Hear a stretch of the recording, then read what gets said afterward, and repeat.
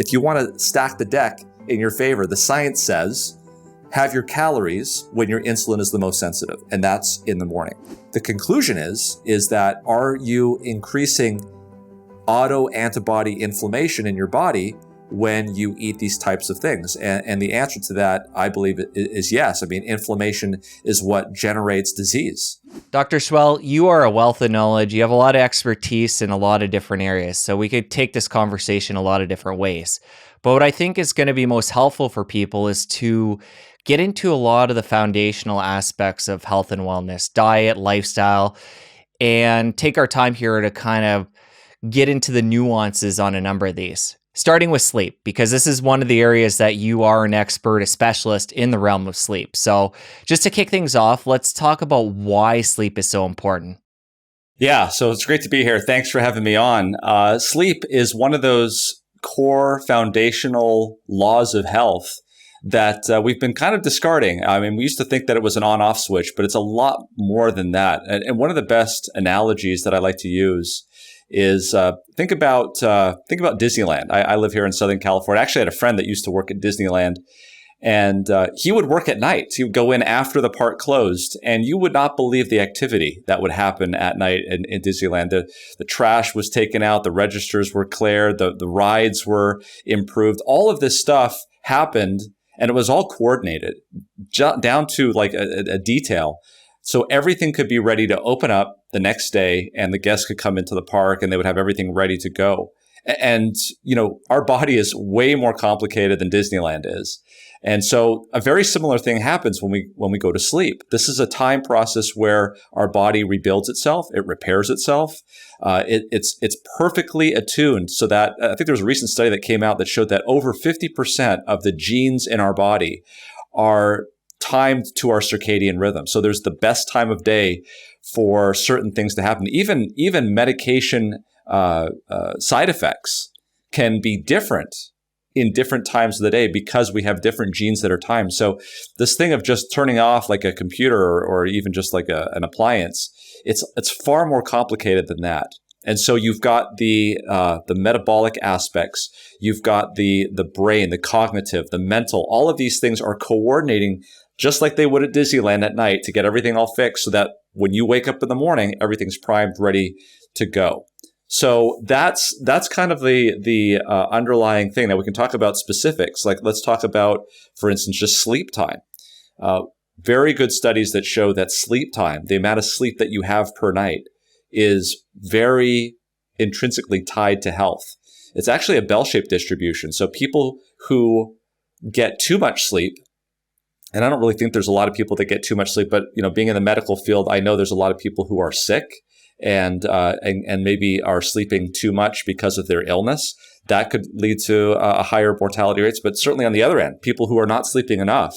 So there's this optimal, and the American Academy of Sleep Medicine has published numbers for this, and you know, for adults, 7 to 9 hours of sleep per night is really where the sweet spot is in terms of getting enough sleep.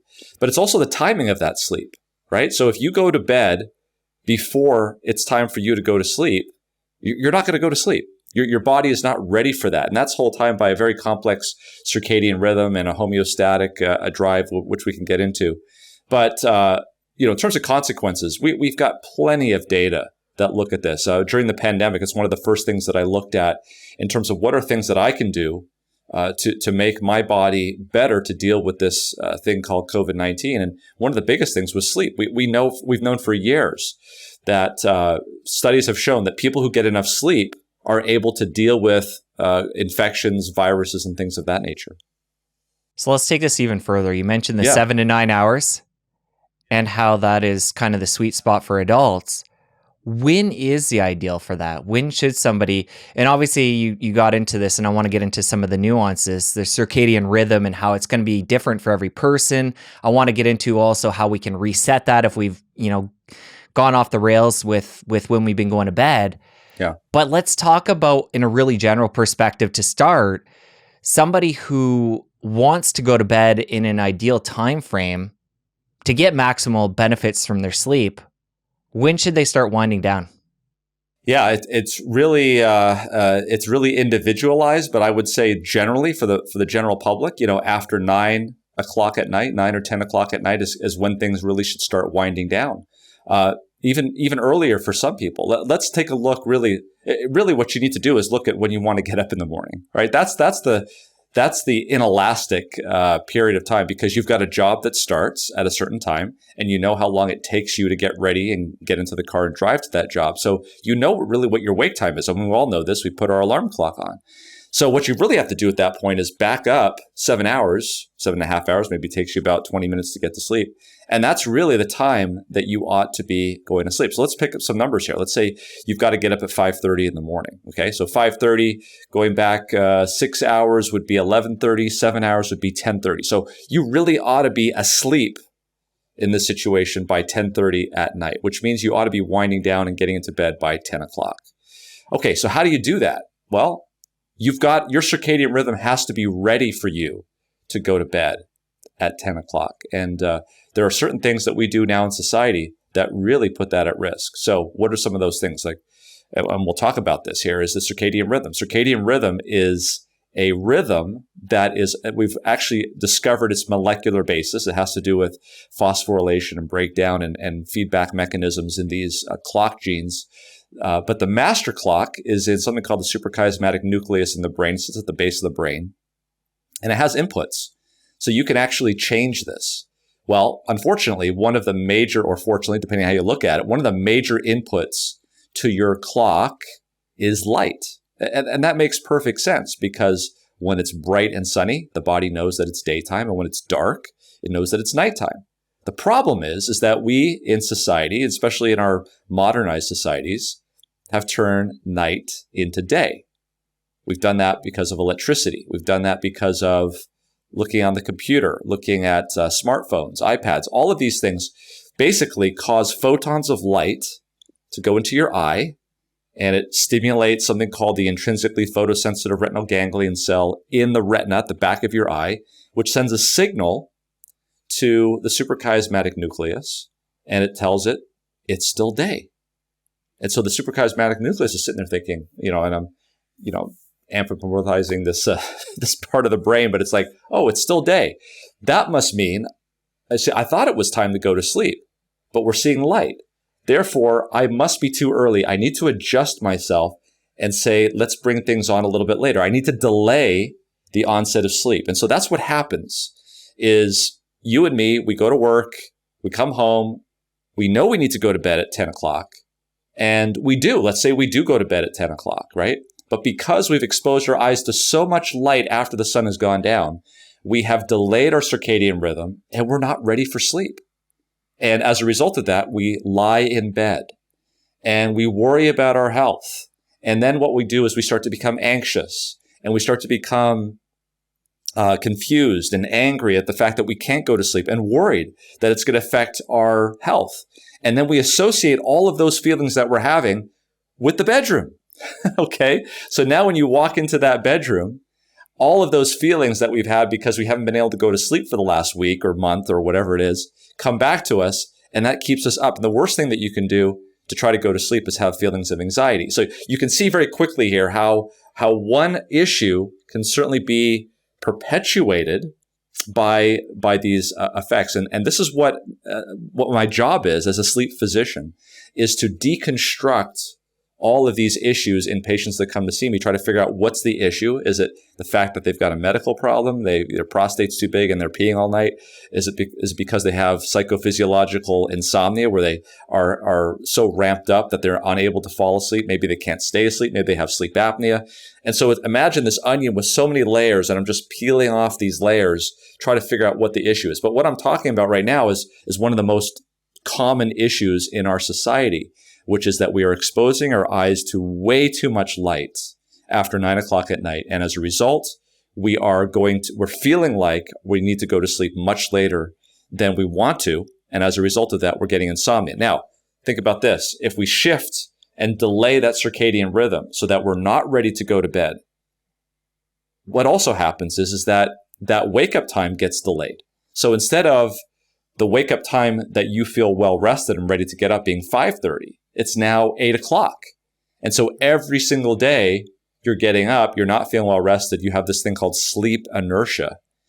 And so, this is basically a lot of the issues that are going on right now. If I were to just paintbrush most of the issues, which is not a good thing to do because everyone's an individual, everyone has different problems. But what are the issues that we have in the United States, the Western world, the progressive world, if you will?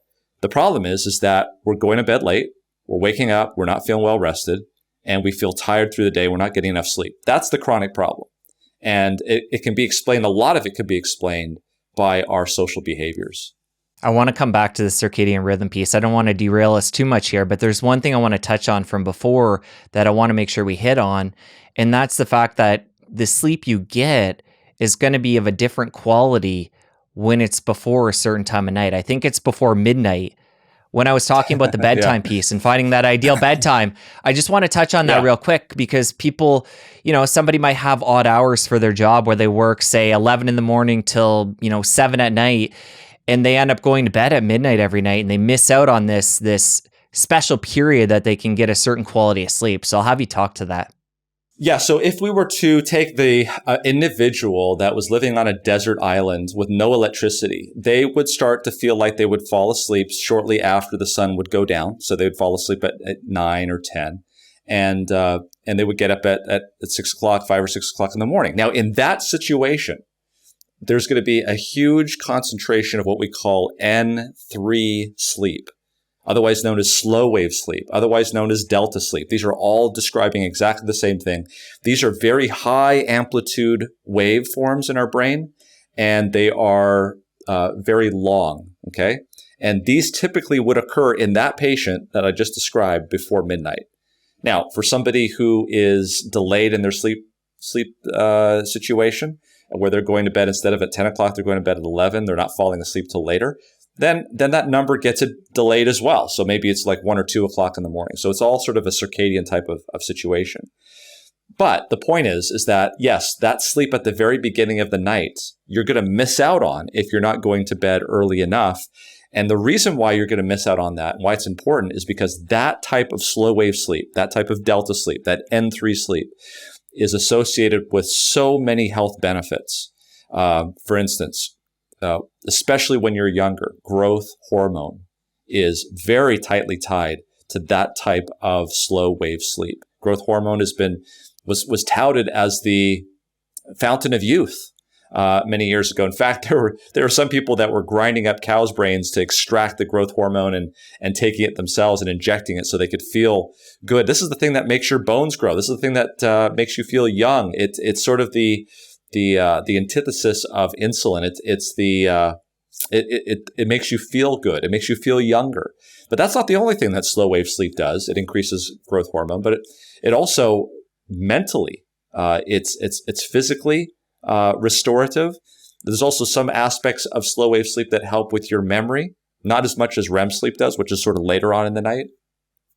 But there's these two types of reorganization that happens when you're asleep. It's very well timed. Again, not just an off switch. At the beginning of the night, slow wave sleep, delta sleep, N3 sleep. Toward the end of the night, REM sleep, which is also important for other reasons. But this really physically restorative sleep is really important. You're right, it's going to be front loaded. And if you don't go to sleep at the right time, you're going to miss out on it. For somebody who has a job where they're working, say, 11 at night till 7 a.m., and they're not in a position where they can make any changes when it comes to that, they know that for the next 20 years, that's going to be what they do. Does their body get used to working that shift over time, or is it always working against their well-being? If they continue with that shift, even on the days that they're off, yes, their body is going to become accustomed to it, but they still need that sleep. So let's talk about somebody who, for instance, I work in the intensive care unit. My shift starts at 7 o'clock in the morning. I get off at 7 o'clock at night. And what is very easy to do is to get up in the morning and get to work. And when you get home at 7 o'clock, you unwind at 8, you eat dinner with your family. It's like 9 or 10 o'clock at night before you're starting to get into bed, and you've just ate a large meal and you're watching TV with the light in the eye. This is all really bad. And so I started to realize this. And what I started to do was to say, okay, I'm not eating dinner when I come home after work. I'm going to have a large lunch, and I'm just going to sort of do that intermittent fasting. That's a whole other topic we can talk about. and making sure I get to bed early enough. I'd rather get up early in the morning and do those sorts of things so that I'm not having an issue with my health in that regard. However, what about the people that are coming in to relieve me as I'm leaving the hospital? So what about those people that are doing 7 p.m. and leaving in the morning at 7 a.m., right? So number one is if you're going to be a night shift worker and you're going to do 7 p.m. to 7 a.m., you're working typically 12-hour shifts. That means you're only working about 3 or 4 days a week. So the question is what do you do on the other 3 days? If you are going back to living as a diurnal animal, if you're going back to living like the rest of society, your body is going to be extremely confused.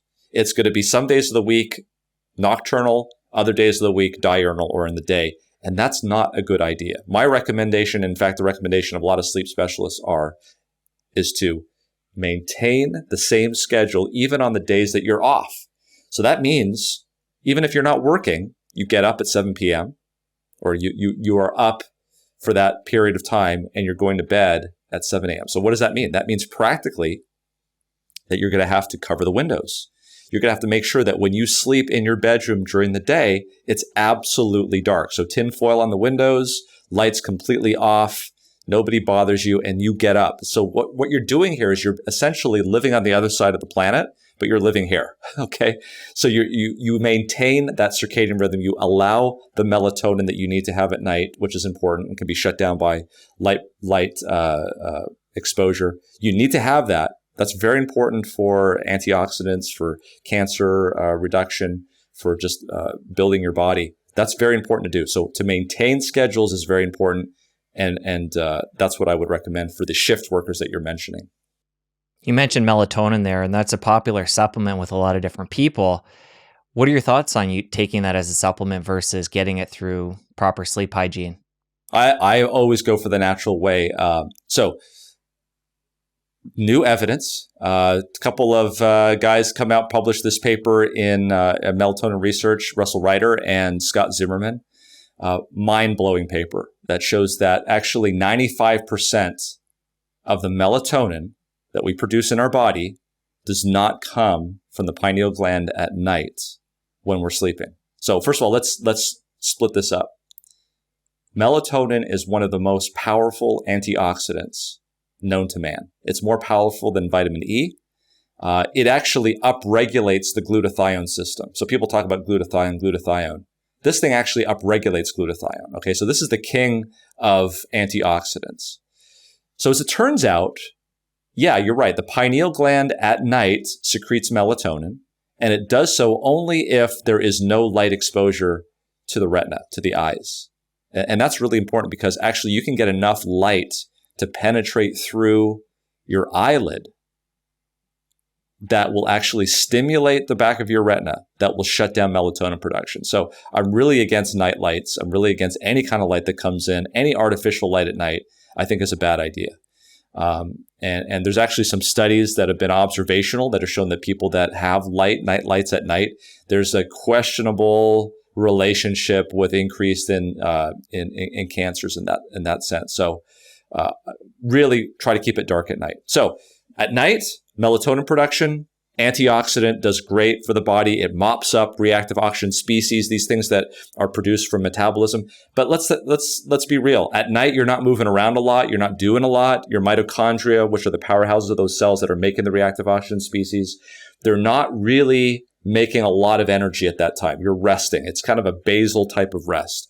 And so the pineal gland secretes this 5% of the body's melatonin into the blood.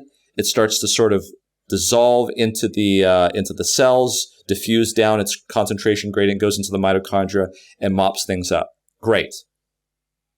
Now you get up. It's bright sunshine.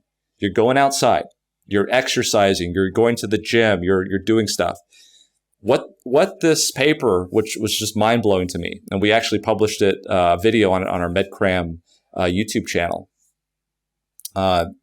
It's just incredible. What they're saying is that near infrared radiation from the sun penetrates deep down into the skin, deep down into your body, up to 8 centimeters, interacts with proteins in the mitochondria, and actually produces on-site mitochondria that mops up the reactive oxygen species right there.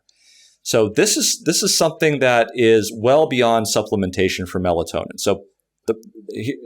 So number one, it's important to not get light at the right time of day, and it's important to get a lot of light at the right time of day. So that's important to understand.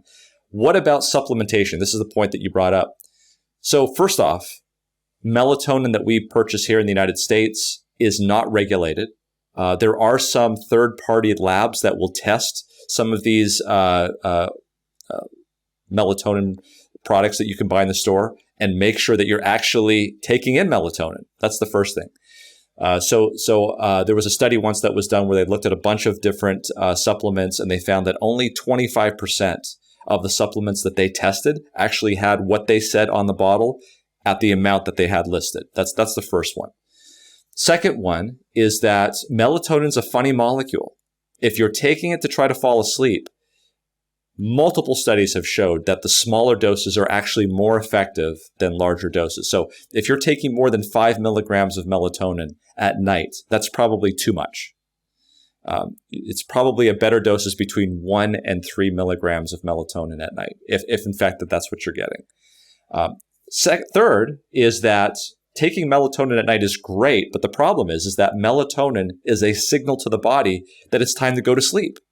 So if you're taking it at night to try to fall asleep, more power to you. If that's what it is that you're taking, hopefully it is, and you're taking a small dose, yeah, you can get that small dose and it can diffuse into your blood and go to your cells and do all of that. That's great.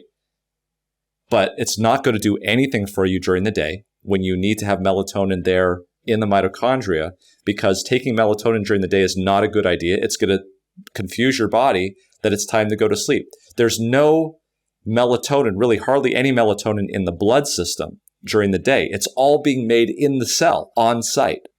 So this is two different systems that are set up.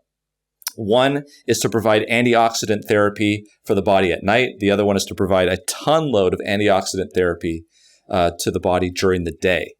So and there's a whole bunch of stuff we can talk about in terms of sunlight, sunshine, melatonin, and how all of this mitochondrial dysfunction is related to a lot of diseases that we have in the United States, and how much time we're spending in sun now. We're not doing that as much.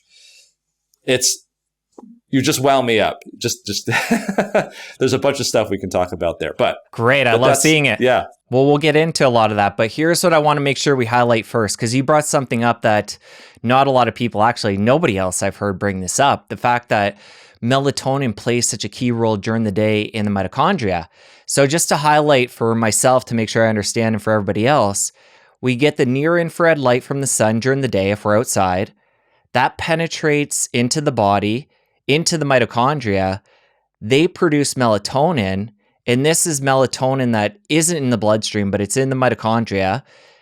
And this is actually 95% of the melatonin our body produces.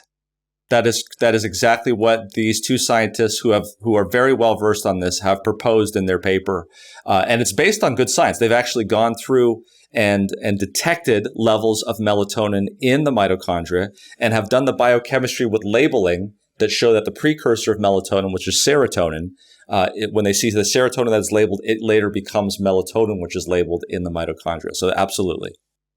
Well, let's stick on this light piece. Now we know we got to make sure things are totally dark at night when we're getting ready for bed, when we're sleeping.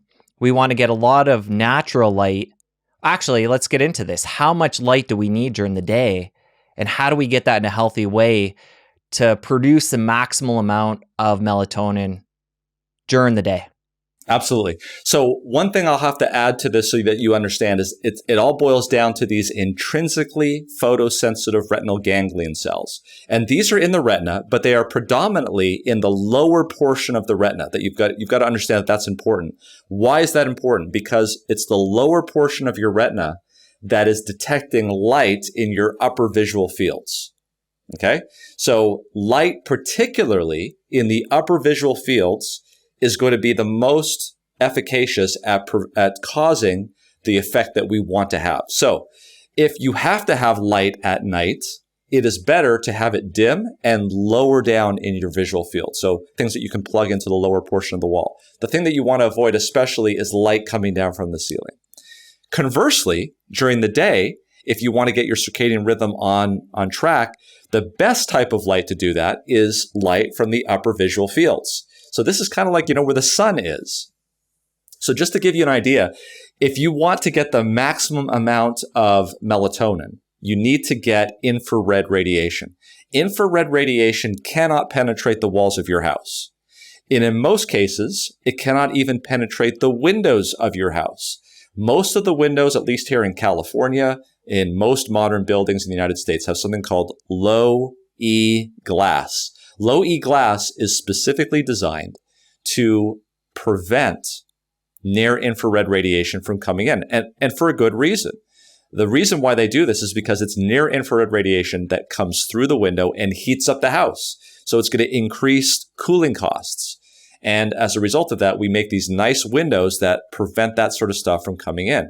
The downside is that we're not getting nearly enough near infrared radiation from the sun on the other side of that window. In addition to this, being inside, we used to get a lot of near infrared radiation from incandescent bulbs. A lot of energy went into those bulbs to make all sorts of energy that we don't see in the visual spectrum. That's why we got rid of them and brought in LED bulbs, right? Because LED lights use 100% of the energy to it to make visible light. And so they're far more energy efficient. But the downside is that we're not getting near infrared radiation inside. So the bottom line here is this. If you want near infrared radiation, you've got to go outside your home. That's the only way you're going to get it. And here's the rub, though. They say, Dr. Seheult, well, what about skin cancer? What about ultraviolet radiation from the sun? Here's the good news. The good news is that ultraviolet radiation, which is the damaging type of radiation from the sun, has a really hard time penetrating through clothes. It's very weak energy. It's a high frequency energy that can't get through clothes very well. It can't get through a hat that you're wearing. It can't get through the long sleeves. But here's the good news. Near infrared radiation can.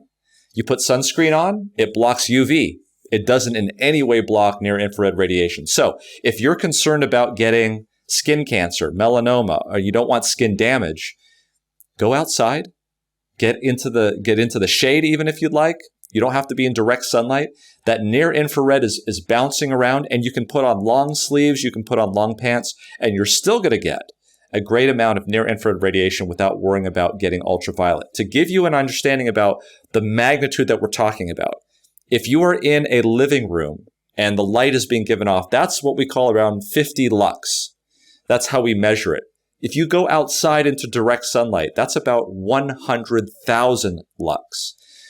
It doesn't seem like there's that much of a difference because our eyes close down, the apertures close down, and we're able to filter that out, and we can go from one environment to the other with seeing about the right amount because our eyes are doing a great job at accommodating that.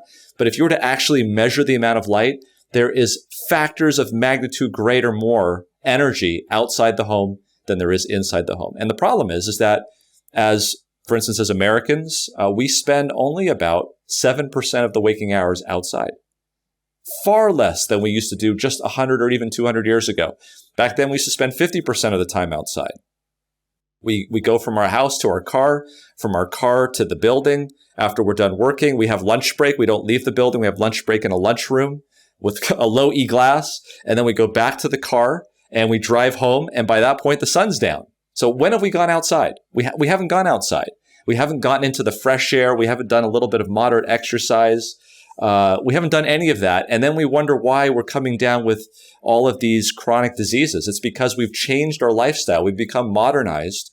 And as a result of that, we have the ability to escape these natural factors. And we're missing out because these natural factors actually are for our health benefit. So for somebody tuning in who's buying into this and they want to start to get enough near infrared light, but they are somebody who is working in an office during the day with fluorescent lights and they don't have a lot of time to spend outside, but they want to optimize. So what I'm getting at here is how much time do they need? And then do they need that in little pockets throughout the day, or can they just go out in the morning and spend, say, 20, 30 minutes and get enough for the day? Yeah, I think it can be concentrated. I think it's really important to get up in the morning. I think that's the best time. Not only number one, because you're going to be getting some near infrared light when that sun comes up, but there's also this anchoring that happens in terms of circadian rhythm. This anchoring of getting up early in the morning and having that near infrared light, but also having the direct light that hitting our intrinsically photosensitive retinal ganglion cells, which is going to anchor our circadian rhythm, and it's going to prevent it from getting later and later. But there's actually another benefit to this. You see, because not only do those, and this is something that we haven't discussed yet, not only is there a intrinsically photosensitive retinal ganglion cells that goes to the suprachiasmatic nucleus of the brain and does the whole circadian rhythm thing that we talked about, it also projects fibers to a portion of the brain called the perihabenular nucleus. Now, what's that? Well, this is a part of the brain that actually regulates mood, how you feel. You know, there's this condition called seasonal affective disorder. It's about 4%, 5% of the population get it. And it's typically in people in higher latitudes where the sun goes down and you don't see the sun for months, it seems like. I mean, it gets up for a few hours a day. These people come down with seasonal affective disorder. They become depressed, essentially. And it's because not enough light is getting to that portion of the brain to do what it needs to do. And so what we do for these patients is we get something called a SAD box, SAD, Seasonal Affective Disorder Box. It's a box that's a light box. You put it in front of you. It gives off about 10,000 lux per hour. So if you only need about 3,000 lux hours to really break through this. And so if you sit in front of this box for about 20 minutes a day, it doesn't give you near infrared radiation, but it does stimulate the perihabenular nucleus in a way that you actually don't become depressed. So people know who they are. They know that in the wintertime, there's not enough light. They become depressed. If they're susceptible to that and you're someone that works, you got to go off to work, it may be a good idea to wake up 20 minutes earlier, get a light box, and sit in front of it. Again, you want it to be about 10 to 11 inches away from your eyes, a little bit higher up, so it's hitting those retinal ganglion cells. But you just got to make time. Like, I work in a building that's got low E glass. So what do I do for lunch? Go outside. You may not think about it because you say, well, why would I go outside? It's hot outside. It's cool in here. I'm in an air-conditioned unit. I've got my chairs here. No, you gotta mentally decide that it's time to go outside, and you're going to do this because you know it's beneficial. So we go outside. Here's other things that we do. What do we do when we want to exercise? We know that exercise is really good for us. I don't want to break the topic, but I'm just sort of giving an example. So what do? We go to a gym that has the workout equipment that we do, and it's inside, and we're under fluorescent bulbs. So I think what we have to do is look at a more comprehensive approach to our health. What do you think would be, given the fact that we know that fresh air is beneficial, that if you're in a green environment, the actual phytocytes from trees can actually stimulate your immune system, that we know that near infrared radiation from the sun can be beneficial for our mitochondria, and that exercise is beneficial, what would be better? Going outside and gardening in your garden for 20 minutes? Or driving in your car to try to get to a gym inside, pump iron, and then try to go out and try to get some sunlight? No, try to condense all these things together and do it all at the same time. Maybe there's actually a benefit to doing it all at the same time. I don't know, but it seems as though we got to be smarter in what we're doing to try to get all these things together as a package deal. That's what it seems like to me. Well, we know you like to get out for lunch and get some sunlight then, but I think as somebody who knows the science and is practicing, this way of living, to be cognizant of the light coming in and blocking out light, can you take us through what you might do in the morning or an evening to, again, shield and protect at night, and then start the day to make sure you're getting enough of that healthful light? And also, if you've made any you mentioned the light box there, any other modifications you've done in the house, like switching out light bulbs or using a certain reading lamp, different things that have been helpful. So I didn't know about this until recently. So of course, when I moved into my house and they had all these incandescent bulbs and I wanted to get my electricity bill down, I switched them all out to LEDs, of course. And so, you just got to realize that you're not going to get what you need inside the house. So what would I do if I wanted to maximize this? Here, knowing the studies, this is what I would do. There's a study that was done that showed that something called dawn simulation dawn simulation. So this is a box that you can buy, a bulb that you can buy for your house, and you time it so that it comes on about an hour before you wake up. And so what happens is your light in your room starts to build in intensity to a point where it's on full when you wake up in the morning. It's like literally you're simulating you're outside sleeping and the sun is coming up. So in these people where they did this, they had less sleep inertia, which means they got up easier and they felt better. They also had improved cognition in the situation. So that's something that I haven't done that yet, but it's something I would definitely do. Then what you do is go outside. So you get your drink in the morning, your breakfast. Instead of eating it inside your house, open up the windows, like literally open the window so that the glass isn't blocking the sun. Go outside on the patio, be exposed to bright light. And then, of course, we're off to work. Now, if you live in a place where the sun's not up before you get to work, I would employ that light box, that 10,000 lux SAD box, okay? Then you go off to work. So have a nice big breakfast. Circadian rhythm tells us that your body is most sensitive to insulin in the morning than it is in the evening. So that's the best time to have your calories is in the morning. So have a nice big breakfast, okay? So you go off to work, you work for the morning, and you get your lunch break. Hey, see if you can get outside. Have a good lunch with you. So you eat breakfast like a king.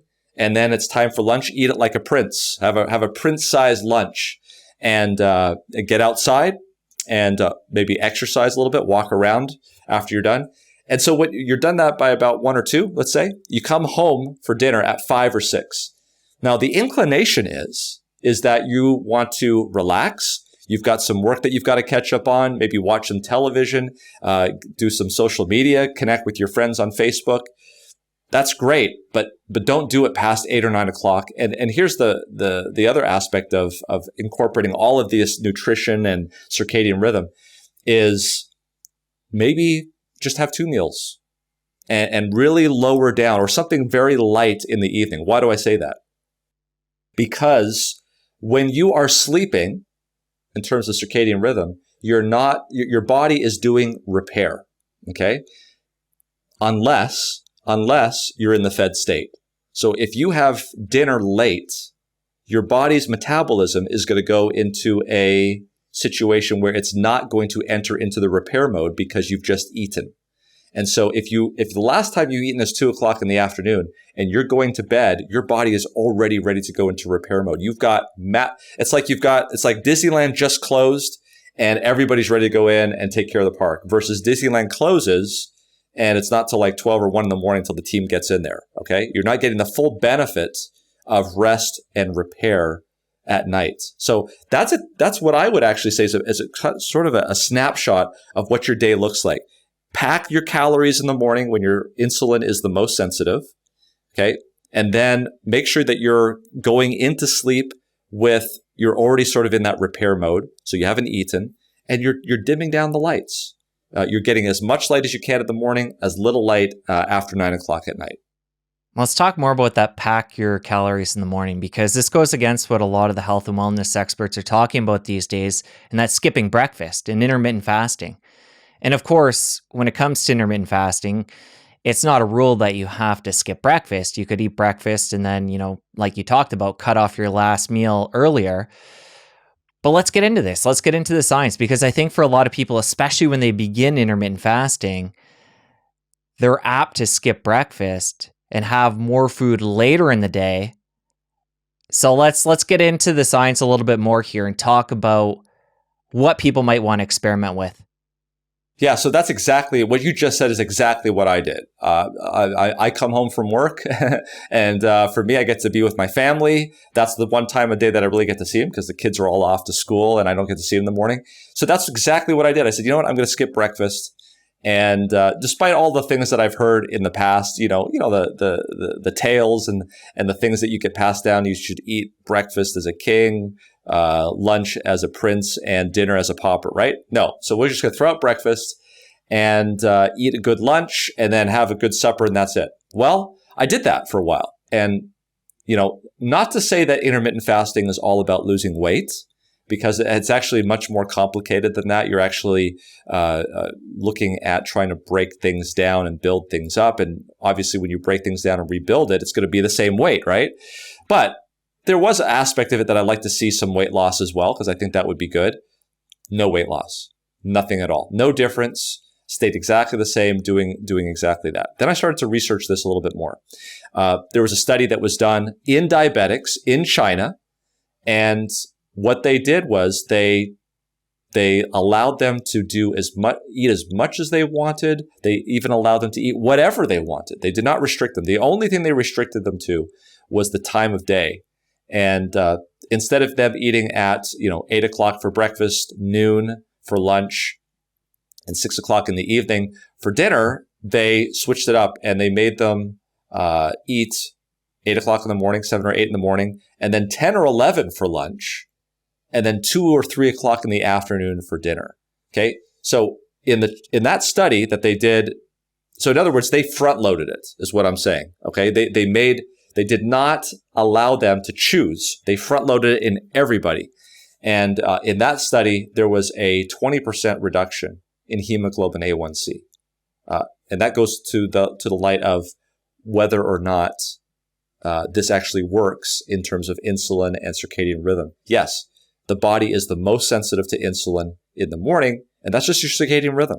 So if you want to take advantage of that, I mean, why would you want to, if you're going into LA, if you got to travel into LA, why would you travel at rush hour, right? You want to travel when there's no traffic.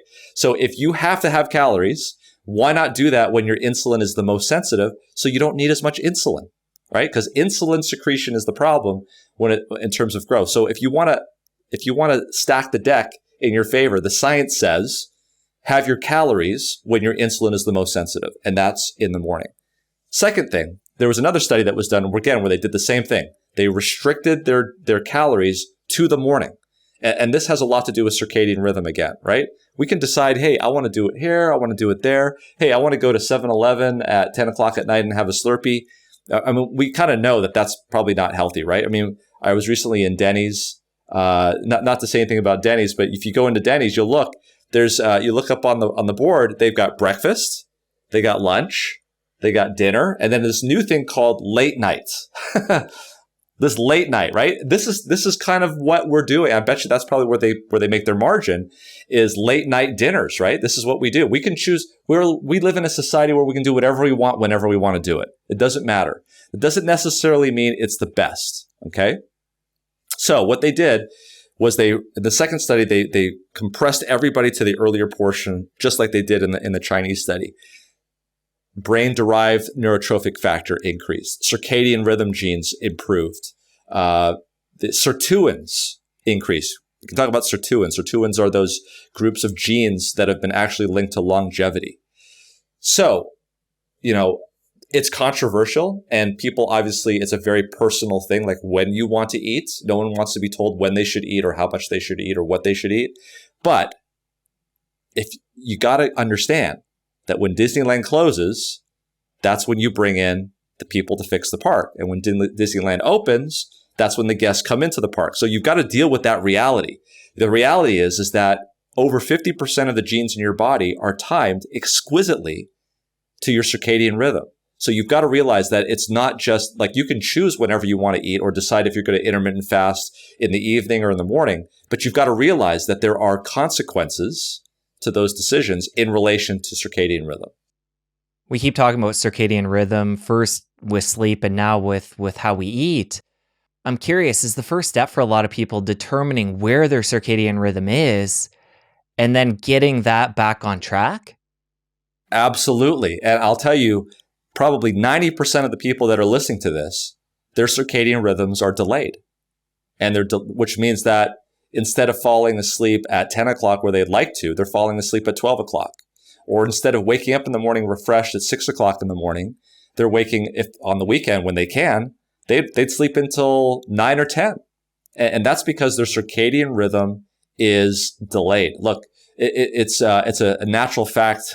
If you fly west, that jet lag is a lot easier to deal with than if you fly east. And it's because it's so easy for us to just delay and delay things. It's so much harder to get things on track. I know this when I travel. If I'm traveling east, I remember once I traveled to Florida from the West Coast for a sleep conference. It was so ironic. They started promptly at 7 o'clock in the morning, which for me was like 4 o'clock. So it's like I'm getting up at 4 in my mind, in my circadian rhythm, and I'm going to listen to a sleep conference. It was brutal.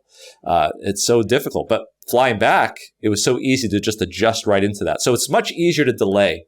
So yeah, you need to figure out where your circadian rhythm is. Now, we could do it all scientifically. The way we do it in the lab is not nice. We stick a rectal probe up of students. These are students that sign up for these things. They get paid. But the way that we figure out what your circadian rhythm is based on your temperature, because your temperature is circadian. So when your temperature gets down to its lowest value, that's generally speaking around 4 o'clock in the morning. But if we notice that yours is going down at like 7 o'clock in the morning, well, that's clearly you're 3 hours delayed. There's also an age aspect to this. People, teenagers, generally, we all know this, adolescents, they tend to be very delayed. Okay, so they'll stay up and go to bed at 1 o'clock in the morning, but if you let them sleep in, I've got a couple teenagers, they'll sleep until 10, right? But then you've got grandma who's like, at 8 o'clock, she's like, see ya, I'm going to bed, but she's up at 4 o'clock in the morning, right? And that's what we see. There's this natural progression that occurs with age, but for some of us who are adults, we should be going to bed around 10 o'clock and getting our full quantity of sleep. So if you feel like you know what, I'm a delayed person, or I'm advanced, there are things that you can do to shift that back to where you need to be. And so, as we've kind of alluded to it, number one, the things that will advance your circadian rhythm is morning light exposure and avoiding light at night. So if you're somebody who, let's say that you're delayed, okay, you're going to bed way too late, and you're not feeling tired until very late in the evening or even the early morning hours, and you would generally sleep until 10 o'clock in the morning. This is what you need to do. Number one, you need to get up maybe an hour or two before you would normally get up, get outside, and get your eyes exposed to light. That's the number one thing that you should do. And then number two is you need to avoid light about 2 to 3 hours before you would normally fall asleep.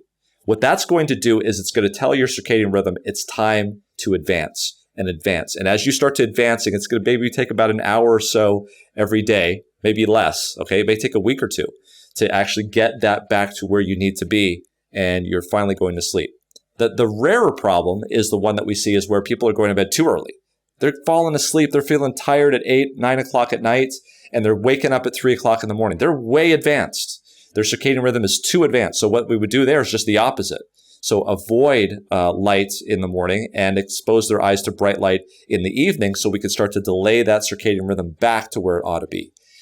So you're absolutely right. We need to figure out what our circadian rhythm is doing, get it set correctly, and then we need to anchor it. So that means when we get up in the morning, we feel rested, get out there, get some bright light that tends to advance it slightly, because we know in the evening when we get home from work, we're not going to be able to avoid light. Let's face it. I mean, if you've ever seen a map of the United States or the world, in fact, at night, you'll see that there's light everywhere. We can't avoid it. The only way you can really avoid it is moving out to the country and cutting the electricity. But that's kind of unrealistic with all the demands that we have today.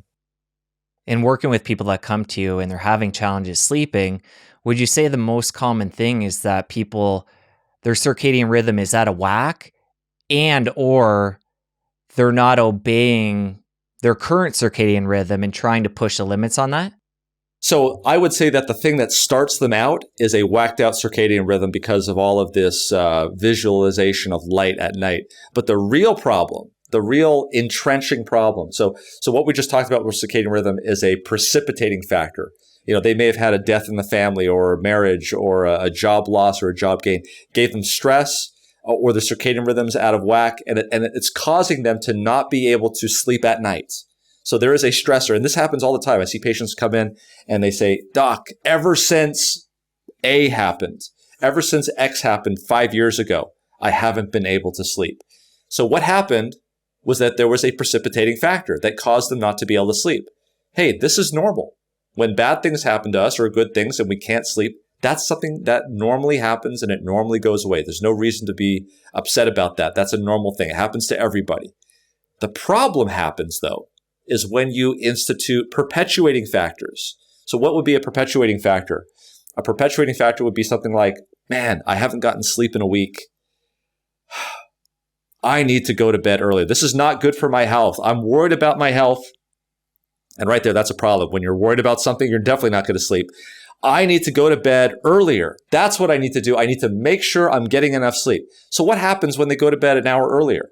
If they go to bed an hour earlier, they're still not ready for sleep. Their circadian rhythm is not ready for sleep. So they're going to stay in bed, looking at the ceiling, not being able to sleep. And that's going to add even more anxiety to the issue. Furthermore, as we said before, it's going to associate that with the bedroom. So I see this all the time. Patients come to me and say, Doc, I can't sleep. I'm in the kitchen.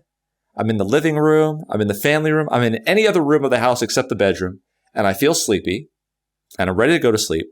But as soon as I walk into that bedroom, I'm wide awake. I can't fall asleep and I don't know what to do.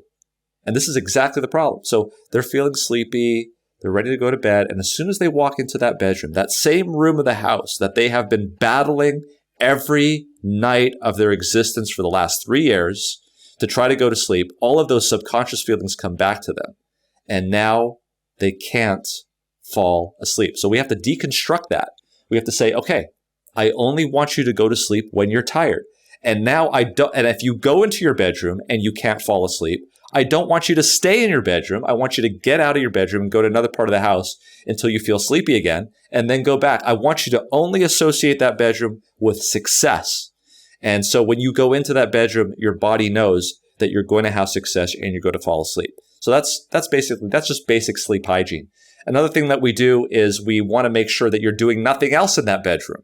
So you're not working in there, you're not reading, you're not watching television. All of these things dilute that subconscious stimulus to your brain that it's time to sleep, because you go into the bedroom like, well, it's time to sleep, but I might also be working.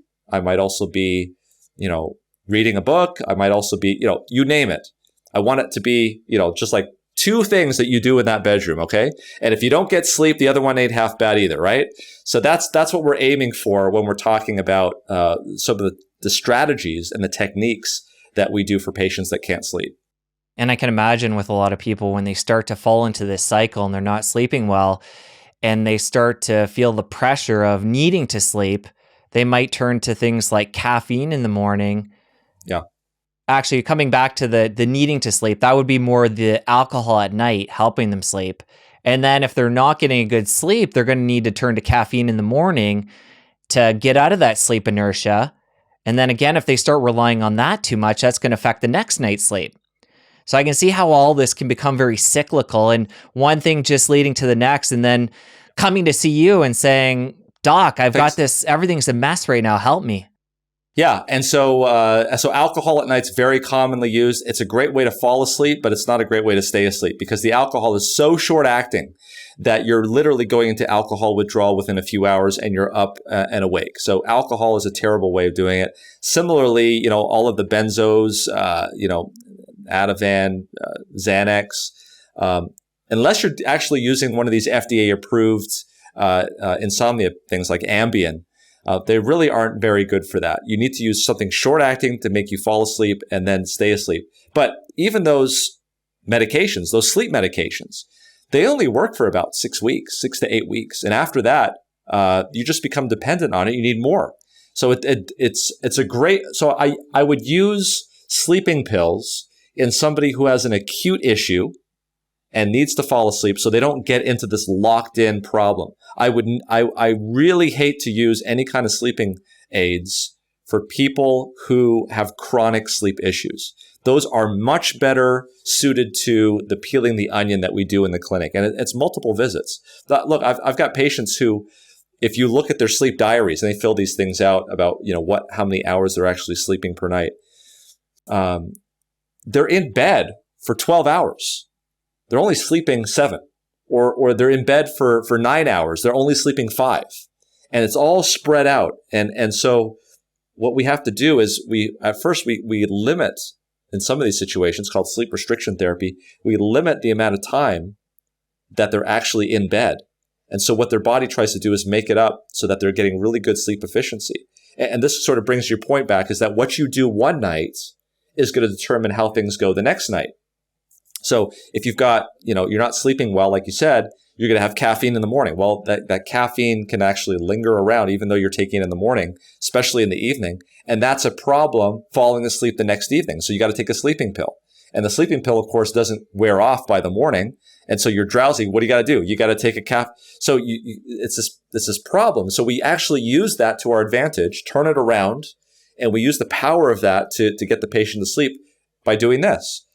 If somebody, for instance, has a trouble staying asleep and they're doing everything right, they've got the right circadian rhythm, they are making sure they're not doing anything else in the bedroom, they are not, if they can't sleep, they get out of bed, but they're still having problems. This is what I'll do. Okay, so I'll look at, let's say, okay, you're in bed for 9 hours, but you're only sleeping 5 hours. That's a horrible sleep efficiency. So 5 hours, you're sleeping 5 hours. Okay, here's what we're going to do. What time do you need to get up in the morning? They say, I need to get up at 6 o'clock in the morning. Okay, you're getting 5 hours of sleep. You're getting up at 6 o'clock in the morning. I will only allow you to go to bed at 1 o'clock in the morning, at 1 a.m., and you got to do the best job that you can to get all 5 hours of sleep from 1 a.m. to 6 a.m. What do you think is going to happen? Are they going to get their 5 hours of sleep? There's no way they're going to get their Yeah, there's no way, right? And so what happens? What happens the next day is they're dead tired. They're dead tired and they're feeling horrible. And they're like, why did I go see this doctor? He doesn't know what he's talking about. I'm worse.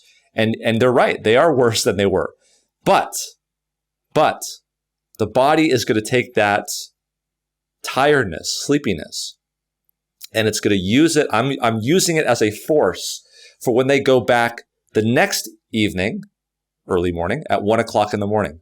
Now, I can guarantee you that second night, they're going to have more sleep efficiency than they did the first night. And if they don't, I'm going to use that energy for the third night to get even more. So by the time I see them back 2 weeks later, they've got, instead of a 50% sleep efficiency, they're getting all 5 hours of their sleep between 1 o'clock in the morning and 6 o'clock in the morning. Okay.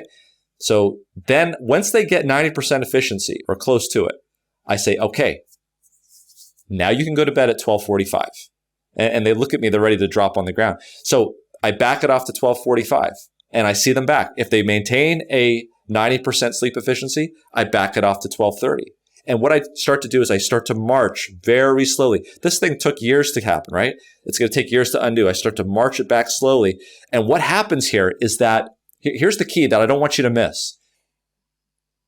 They're so taken up with the 1 o'clock in the morning thing that they're no longer thinking about the fact of them not being able to fall asleep.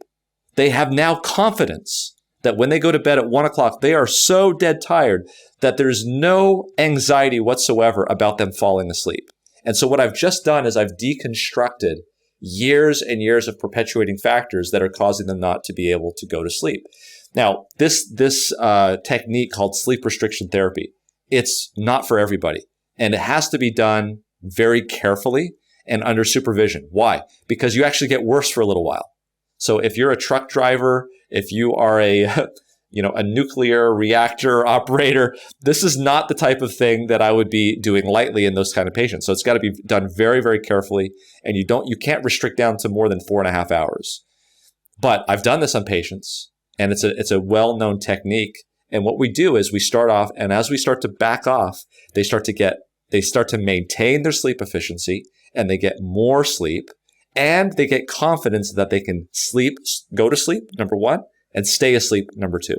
And so it's a beautiful way of getting people back to sleep. Let's pivot over into sleep apnea. How common of a problem is this in today's world? Yeah, so this is a different topic. Sleep apnea is where people are, not breathing while they're sleeping. So if you look at the statistics, people who stop breathing more than 5 times an hour and also have excessive daytime sleepiness, it's about 4% of men and 2% of women. That's a lot of people, considering we have 300 million people in the United States. So what is that? 9 million? 9 million people that have sleep apnea, maybe even more than that. Depends. So it's quite often. So if somebody comes to me and they have issues falling asleep at night, but more importantly, if they have problems with waking up in the middle of the night and they're gasping for air, or they're having a panic attack, or they wake up in the morning and they have a headache, they don't feel well rested. These are all symptoms of obstructive sleep apnea. Very classic.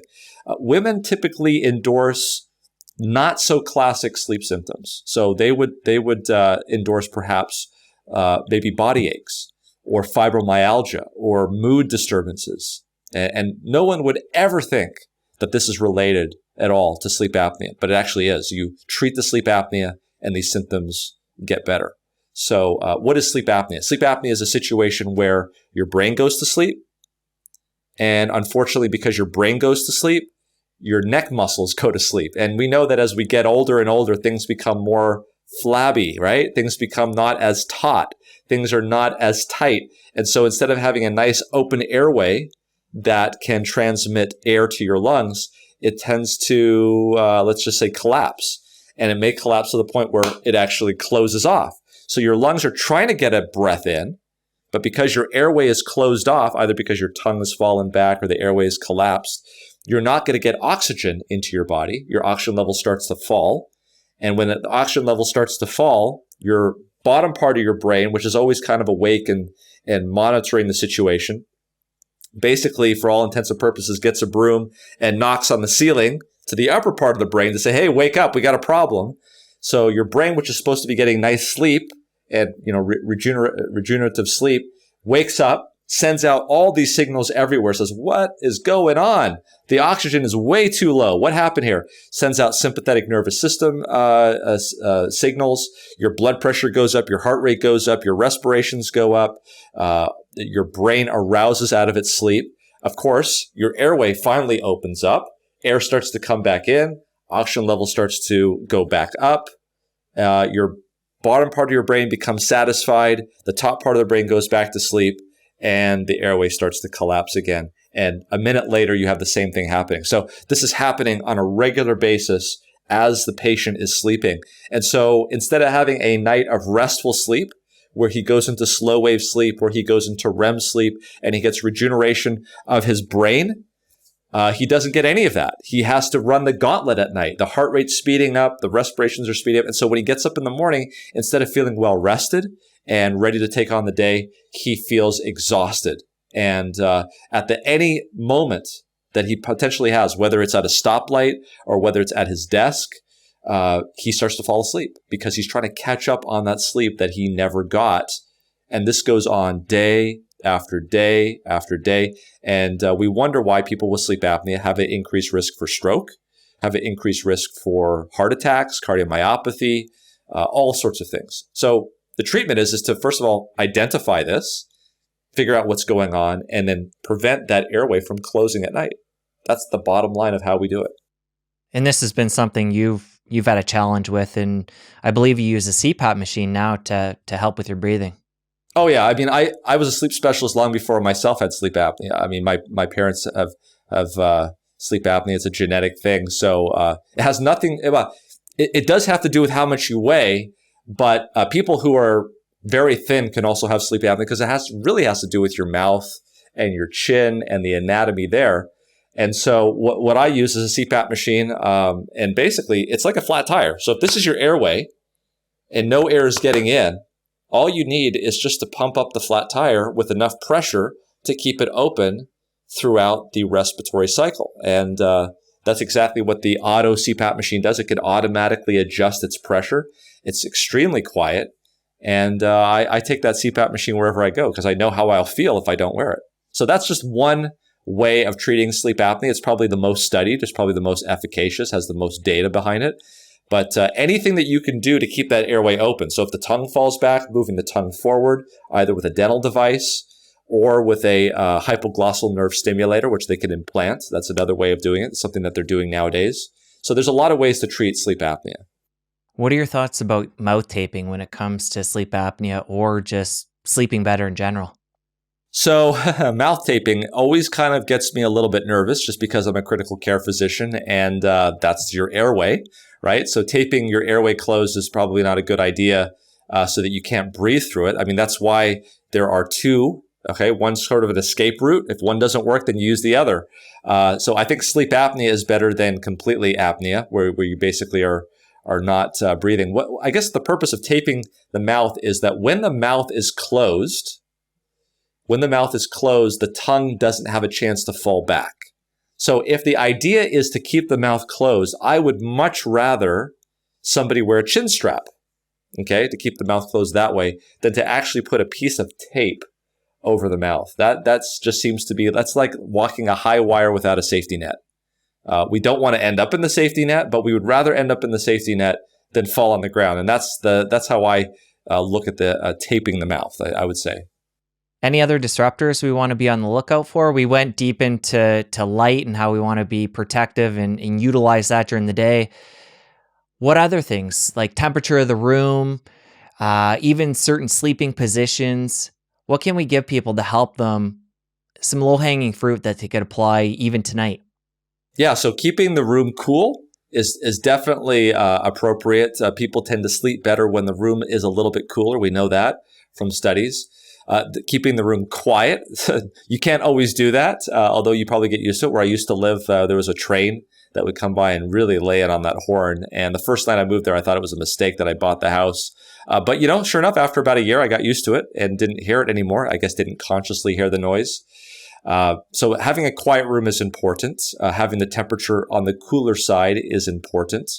Sleep position is very individualized. For a lot of people, sleeping on your back is the most comfortable, but it's not the best for sleep apnea. And we've talked about why that might be, because the tongue might fall back. For some people, they just can't shut down. Their mind is constantly thinking about what they need to do the next day. And I think for some people, it's like, I got to remember this. Otherwise, if I forget, I'm going to have a problem. One of the solutions that I think is helpful for a lot of people is having a pad by your bedside. So if you have something that you're worried about or thinking about, writing it down on that pad is a way of giving your mind permission to say, okay, I can stop thinking about it. The pad is right there. I'm not going to forget it. Let's just get some sleep. So kind of gives your body a way of permission to let that go. We've talked about sleep hygiene already, avoiding smoking because it can cause airway inflammation, avoiding drinking because that rebound after you drink alcohol can prevent you from falling asleep. Caffeine, we've already talked about. Another thing that's becoming more and more prevalent is gastroesophageal reflux disease. That's GERD or heartburn. So another reason why I'm a big proponent of not eating anything about 3 hours before you go to bed. If your stomach is empty, it's less likely to reflux. Reflux has been very well known to cause problems with sleep. When you're awake and you reflux, your esophagus pushes the stuff back down into the stomach. That's something that happens when you're awake.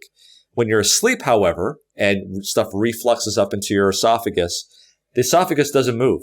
It stays there. And so it's really important that the stomach, I believe, be as empty as possible before you lay down at night. And that also means avoiding things that open up the sphincter that keeps the esophagus closed off from the stomach. Things like spicy foods, alcohol again, tobacco, peppermint, caffeine, things of that nature. So there's a wide spectrum of things. The other thing that people have a lot of issues with at night is breathing. So congestive heart failure, if they're laying flat, that could cause a real problem. So elevating the head of the bed. People who are asthmatic will sometimes have nocturnal symptoms, especially, by the way, if they have gastroesophageal reflux disease. So keeping them well controlled, making sure they're on their medications, their inhalers, checking their peak flow.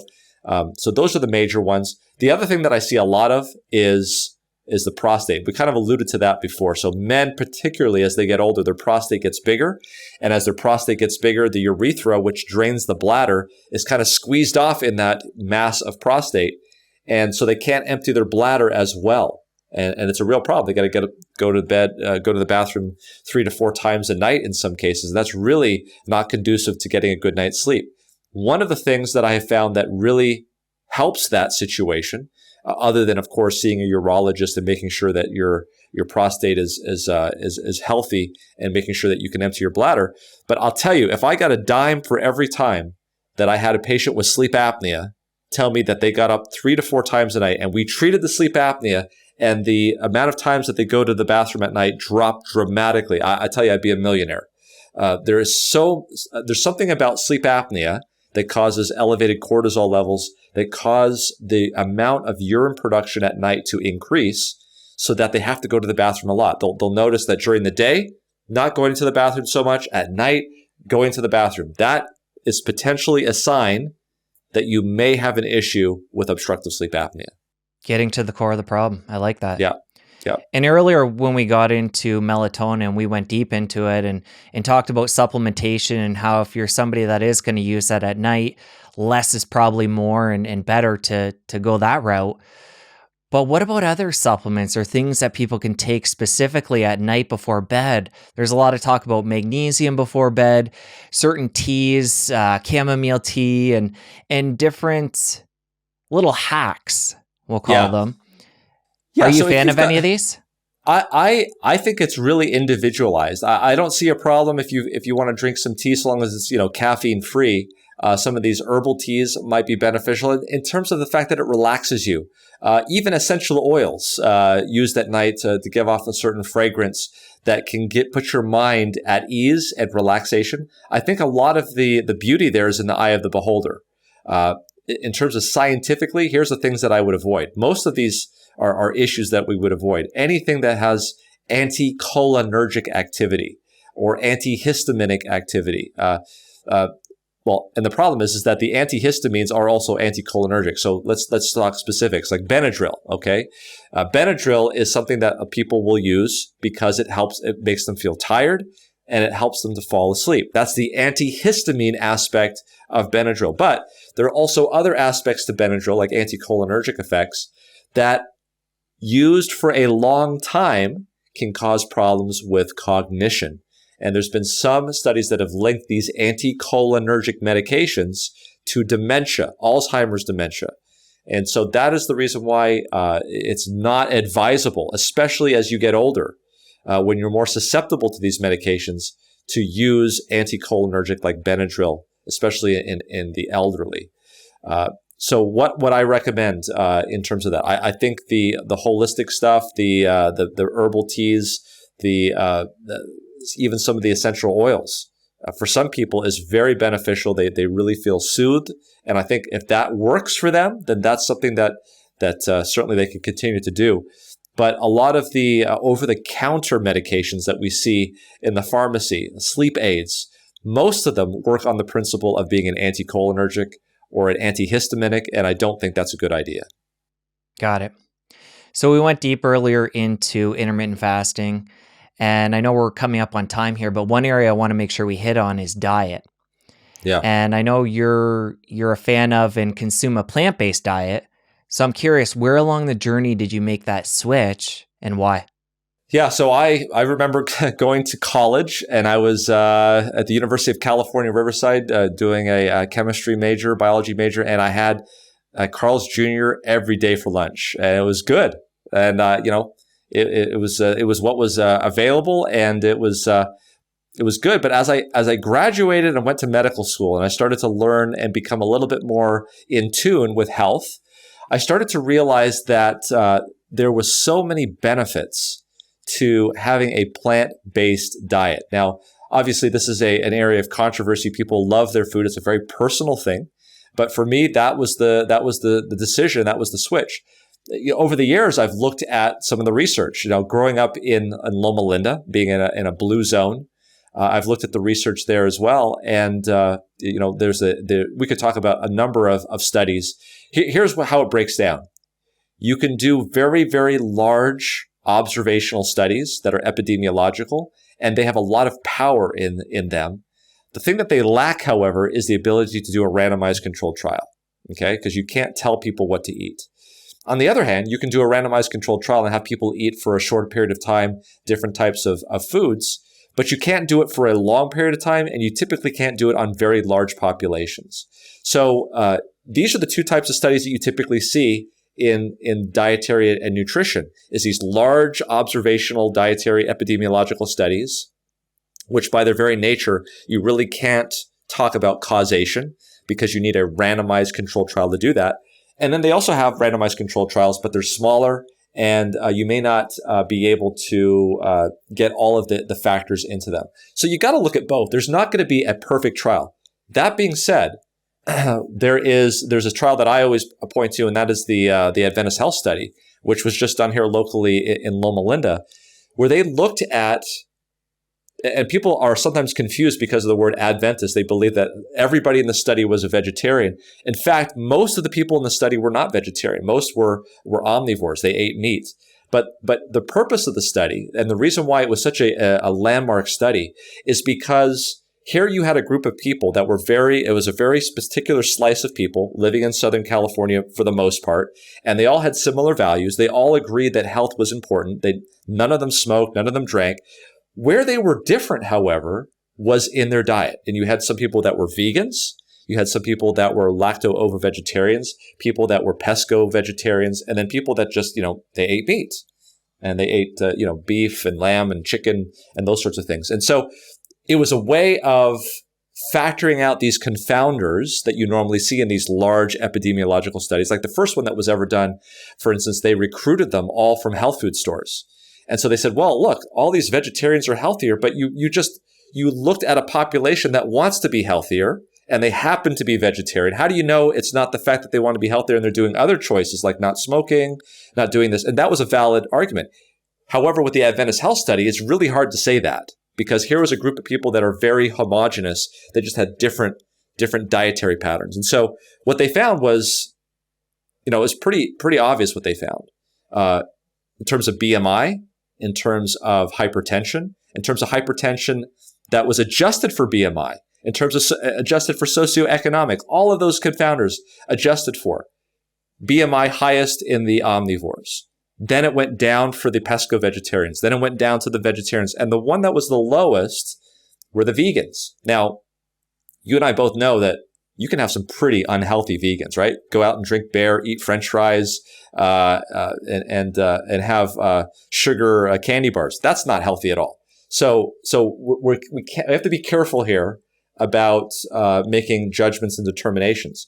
So what we have to do is we have to assume that there's equally amount of unhealthy people in the vegans as there are in the people that are eating beef. And then the other question is, well, are they eating like hamburgers from McDonald's? Or are they having, grass-fed, source-controlled organic meat, right? Yeah, these are all questions that you generally think are kind of like averaged out. But if you look at this very, very large epidemiological study, to me, the data seems to indicate that if we, and here's something that you've heard before, eat less food in general, but more plants, that's actually beneficial in terms of longevity. That's where I come from. Got it. And what would a typical day eating look like for you, and within what window? Yeah, so I am not. Let me just dispel anything here that I am preaching or doing what I preach, because it's very difficult to do that. So what I try to do is I try to have a big breakfast. I try to have a medium-sized lunch, and then little or no dinner at all. Now, sometimes there are people that come in like hey, we're going to have dinner. We're having this social event, and like, okay, I'll have dinner, and I'll have a regular sized dinner like everybody else. So I try to do it. But so what is my breakfast? So I get up in the morning, and my breakfast is a big bowl of fruit. I will have a slice of toast with avocado on it, and I might have a vegetarian style sausage or something like that, some sort of meat based product. That's a plus minus. I'm not a big fan of having a lot of processed food. So if I might have it if it's a treat, I might not. But the thing that's always the same is a bowl of fruit, and it's usually watermelon, blueberries, blackberries, strawberries. So a lot of polyphenols, a lot of antioxidants first thing in the morning. And it's, who cares? It's all sugar, but it's all complex with fiber. So it's going to be released slowly. And it's going to be at the time of day where my insulin levels are at the highest sensitivity. So that's the best time to get it in. That's the best time to get your polyphenols in. Then I'll have a cup of lemon juice, and I'll have my supplements. That's when I have my supplements in the morning. So what are my supplements? Vitamin D, 5,000 international units daily. I'll have, if it's the wintertime, I might have some NAC, 600 milligrams twice a day. Recent trial or a study that showed that flu Severity was decreased with taking NAC. I will also have a vitamin B1, which is good, and also just a regular multivitamin. So that's kind of how breakfast goes. Lunch, I might have some rice and chili. I might also have a little bit of protein as well, and a drink, and then maybe like some olives. My wife likes to pack that for my lunch. Likes olives, maybe some pickles, something that we've grown from our garden. And then dinner time, it's usually pretty light. I try to make it as light as possible because of the things that we've talked about before. So that's typically what my day looks like. And obviously it's going to vary day to day, but in general, Absolutely. what would you say the eating window would be? What time are you eating and closing that? So usually it's got to be, when I'm on the ICU, it's got to be like it's between 6:15 and 6:30 in the morning for breakfast, because I got to get to the ICU by 7. Then I'll have lunch probably just afternoon, and that will be hopefully the last meal of my day. If I do have stuff when I come home, I'm usually talking to the kids, and I might snack on some peanuts or something like that at around 5 or 6 o'clock in the evening. And then I really aim to, after 6 is kind of like the drop dead, no more food, no more eating, nothing after that period. Now you can drink water any day, all day, but in terms of calories, that's when I drop the calories after 6. And what about cheese, dairy? Are you vegan, or do those get incorporated here and there? Yeah, no. So cheese, unfortunately, passes my lips occasionally. It's probably not a good thing to eat, but when you're out, I won't choose to eat it. But if I'm out and they're having pizza, or if they're ordering pizza, I'll make sure that it's low cheese. The thing you got to remember with cheese is that it takes an incredible amount of pH in your stomach to break down those proteins. They are constructed in such a way that those proteins will not break down effectively unless your stomach really drops that pH down low. And it takes a lot of work, it takes a lot of energy, and it puts a lot of stress on the stomach to digest cheese. So just to be aware of that. That's different from any other products, dairy products. So I don't drink any milk. I usually have silk or some sort of milk product. And I know yogurt has a lot of health benefits. I don't really eat a lot of yogurt, and I guess part of it is this science recently. I don't know if you're familiar with the science that have looked at sialic acids and the low grade inflammation that's associated with sialic acids. This is something that we've talked about on our MedCram channel, where we talk about meat and dairy products, that there are antigens, regardless of they're grass-fed or organic or what you do to them. They're just intrinsic in the product of a non-human animal, particularly red meats, not in chickens, not in fish, but particularly red meats, that when you ingest it, those antigens, and this is new 5GC that we're talking about, sialic acids, get incorporated into your body. They get absorbed whole, and there are enzymes in your body that puts these antigens and sticks them on the surface of your cells, thus creating a low-grade inflammatory condition that has been shown pretty succinctly, that the antibody levels in your body against these antigens correspond to the amount and the type of sialic acids that you ingest in your body, whether it's cheese, whether it's beef, pork, lamb. All of these things sort of lead to that. There was a study that was done a couple of years ago that showed beyond a shadow of a doubt that antibody levels are determined by that. So the conclusion is that, are you increasing autoantibody inflammation in your body when you eat these types of things? And the answer to that, I believe, is yes. I mean, inflammation is what generates disease. If you look at that Adventist health study, I mean, Adventists are known well for living 7 to 10 years longer, and not because they're just sort of like lingering out. It's just that they're healthier, and the diseases that come on that hit every human being, regardless of who you are, they just come later in life. There was a recent study that looked at COVID-19 in physicians and nurses in the United States and other countries in Europe, and they found a risk factor of those that had a low carbohydrate, high protein diet. So paleo, Atkins, whatever you want to call it, low carb, high protein diet, had 4 times the risk of having severe COVID-19 in that epidemiological study versus those that had a plant-based diet. So if you're going into COVID already with a low-grade inflammatory process, and then you add on top of that gust of wind, that's just enough to blow you over the edge. That's a problem. I'd rather have a situation where you have low-grade inflammation. I'm happy you brought up that research talking about the antigens when we're consuming animal products. I wanted to go there. I'm curious, as somebody, a lot of people listening, whether they're vegan, vegetarian or not, have consumed animal products at different points in their life.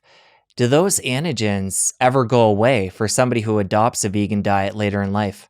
Oh yeah, absolutely. Yeah, the research has actually shown that for most of those antigens, they get recycled every month or two.